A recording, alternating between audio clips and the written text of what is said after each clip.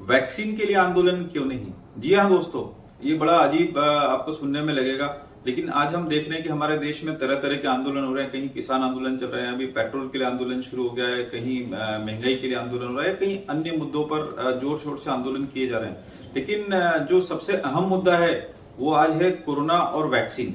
तो इसके बारे में न कोई आंदोलन किए जा रहे हैं, न कोई बात की जा रही है।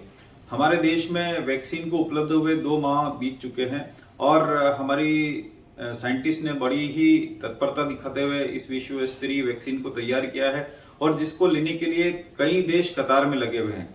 हमारी भारत सरकार ने फ्रंटलाइन वर्कर्स को प्राथमिकता से इसे लगाना शुरू किया है और अब कई लोगों को सेकेंड डोज भी लगना शुरू हो चुके हैं। तो सरकार इसके लिए प्रतिबद्ध है कि सभी लोगों को जल्द से जल्द वैक्सीन लग चुके, लेकिन इसके प्रति उदासीनता बड़ी अजीब स्थिति है और बड़ी उदासीनता इस समझ के परे है। आज जब हम हर चीज के लिए आंदोलन करना चाह रहे हैं तो हम इस वैक्सीन के लिए क्यों नहीं आवाज उठा रहे हैं यार? आगे लोग क्यों नहीं आगे आना चाहते कि हमें ये वैक्सीन प्रमुखता से लगाया जाए? क्योंकि आज देखा जाए तो अब कोरोना के केसेस काफी तेजी से पुनः बढ़ने लगे हैं और महाराष्ट्र में कई बिल्डिंगों में, स्पेशली मुंबई में, कम से कम कल ही न्यूज पढ़ने में आया कि 1300 बिल्डिंग को सील कर दिया गया है। अमरावती, यवतमाल और अकोला जैसी जगहों पे लॉकडाउन की पुनः बातें शुरू हो गई है।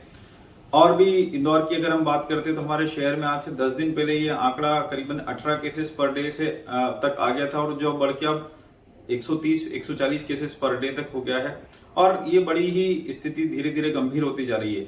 लेकिन फिर भी आज लापरवाही का आलम यह है कि न कोई मास्क पहन रहा है, न कोई सावधानियों को हम धीरे धीरे भूलते जा रहे हैं, न कोई वैक्सीन की बात कर रहा है। क्योंकि आज के अगर दौर में हमें कोई अगर परमानेंट सोल्यूशन की हम बात करते हैं जिससे हमारी लाइफ सेविंग हो सकती है तो वो तो एक तो अभी मास्क है और उसके बाद वैक्सीन है।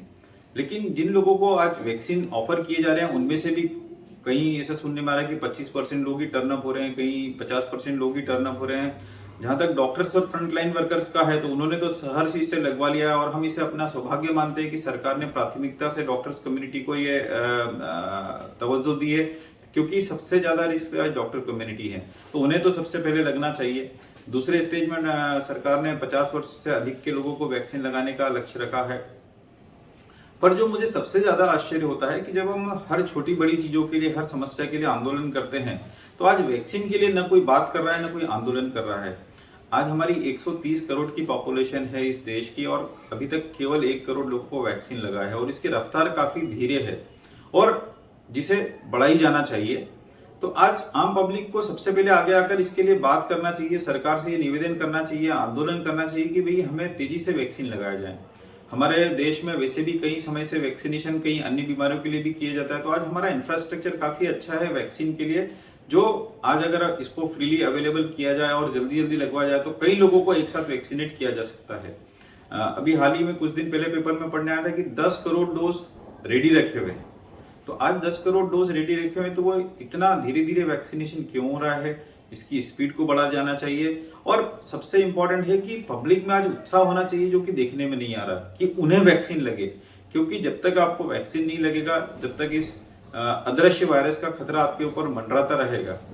चूंकि अभी हम लोग सारी सावधानियों को भूल गए हैं, हम वापिस अपने पुराने ढर्रे पर आ गए हैं, लेकिन देखा जाए तो केसेस अब जिस तरीके से बढ़ते जा रहे हैं तो अब ये वैक्सीन और भी प्रासंगिक हो गया है। तो आप इसकी भयावहता का अंदाजा इससे लगा सकते हैं कि ये केसेस कितनी तेजी से बढ़ रहे हैं। आज विदेशों की स्थिति से हम भली भांति परिचित हैं कि वहाँ पे कितने केसेस आ रहे हैं और कई देशों में अभी भी लॉकडाउन चल रहे हैं।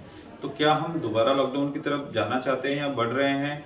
और हमारी इस सावधानियों के प्रति जो उदासीनता है कि अब लोगों ने सोशल डिस्टेंसिंग, मास्क और सैनिटाइजेशन को एक तरीके से भूल ही गए हैं और सबको ये लगा है कि अब कोरोना खत्म हो गया है। तो मैं केवल इस वीडियो के माध्यम से संदेश देना चाहता हूं कि कोरोना भी खत्म नहीं हुआ है और स्पेनिश फ्लू का इतिहास देखिए तो वहां पे कुछ समय के बाद दोबारा सेकेंड वेव आया था और वही शायद यहाँ पे भी होता हुआ दिख रहा है और इतिहास अपने आप को दोहराता हुआ नजर आ रहा है कि केसेस काफी तेजी से बढ़ने लगे हैं और सेकेंड वेव हमेशा फर्स्ट वेव से ज्यादा खतरनाक होती है, जिसमें कई लोग अनफॉर्चुनेटली अपनी जान गंवाते हैं।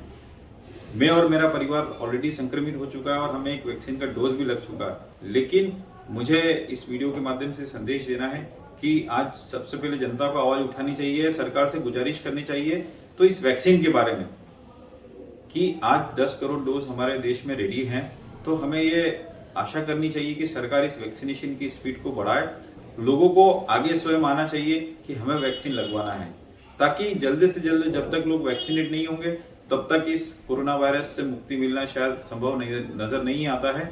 और जब तक कि हमें जो सावधानियां हैं, सोशल डिस्टेंसिंग, मास्क और सैनिटाइजेशन, उसको बिल्कुल भी नहीं भूलना चाहिए और हमें सुरक्षित रूप से आगे बढ़ते रहना चाहिए।